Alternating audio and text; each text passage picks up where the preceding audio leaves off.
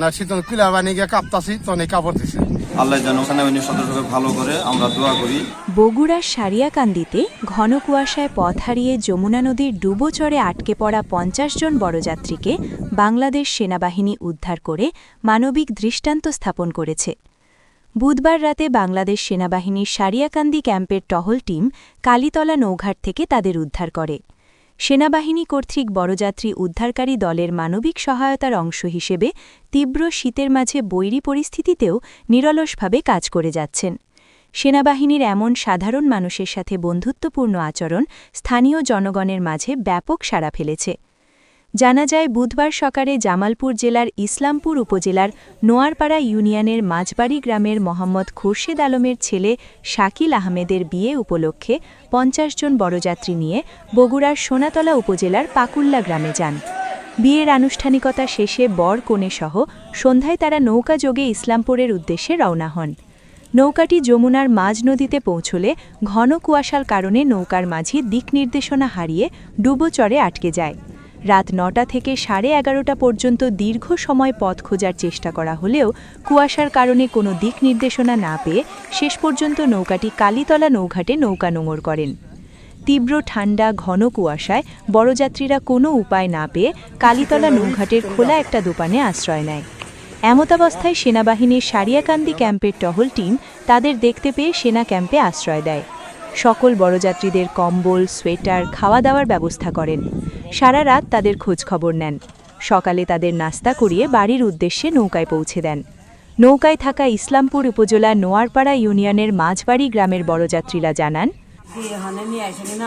খুবই যত্ন করলো, খাওয়াইলো, তারপর বিছনে দিল, তারপর আবার আইসে আবার দেহে গেল, দেহে যায় আবার কার কম্বল ধরে বলছিল সে আবার কম্বল দিল, যার পর শুয়ে ঘুমত গেছে আর পেতে পারি না।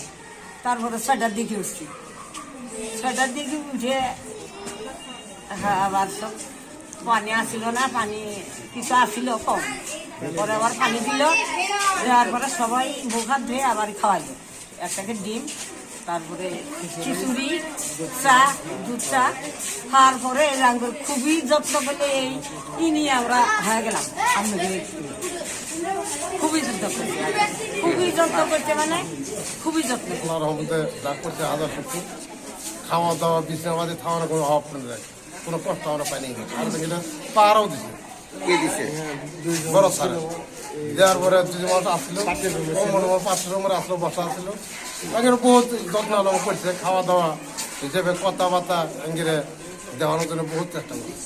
যা কাললে তারপর ভালো রাও, সুখে রাও, আমরা দোয়া করি।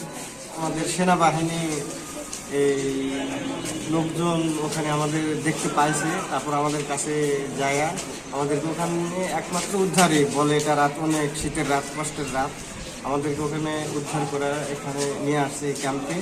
আনার পর আমাদের থাকার খুব সুন্দর ব্যবস্থা এবং কম্বল সবাই পাইছে এবং আমাদেরকে নাস্তা করাইছে, নুডলস, তারপরে চা এবং অনেক কিছু আমাদেরকে ইয়ে করছে। তারপর পাশের রুমে 2টা ছিল এবং আমাদের একটা মুরব্বী একটু অসুস্থ, তারপরে আমাদেরকে 2-3বার ওনারা যা দেখছে যে কি লাগবে, কোনো সমস্যা নাকি, এরকম করছে। এইভাবে আমাদেরকে সহযোগিতা করছে সেনাবাহিনীর ভাইয়েরা। যাই হোক, আমরা অনেক কৃতজ্ঞ তাদের কাছে। সকালবেলা আবার আমাদের নাস্তার ব্যবস্থা করছে, যথাসাধ্য চেষ্টা করছে তারা তাদের ইয়াতে, কিন্তু এক কথায় আমরা তাদের কাছে একমাত্র ঋণীর মতোই থেকে গেলাম। এটা আমাদের চিরকাল মনে থাকবে। আমাদের বাড়ি জামালপুর ডিস্ট্রিক্ট, ইসলামপুর থানা। আমার ছেলের বিয়ের জন্য আসছিলাম।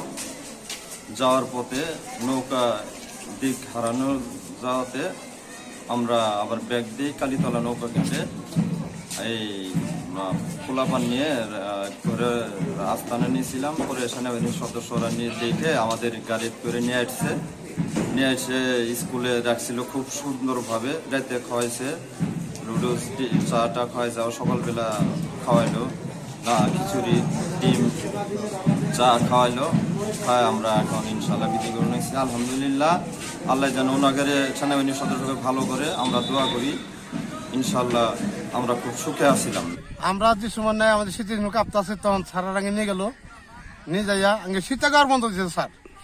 নিজে পরে শীত কাপড় নিয়ে পরে আল্লাহ না শীত কুলা বানিয়ে গিয়ে কাঁপতাছি তনি কাপড় দিছে তনি আমরা গায়ে কাপড় রাখছি। সুমন সাহার রিপোর্ট, সারিয়াকান্দি সংবাদ।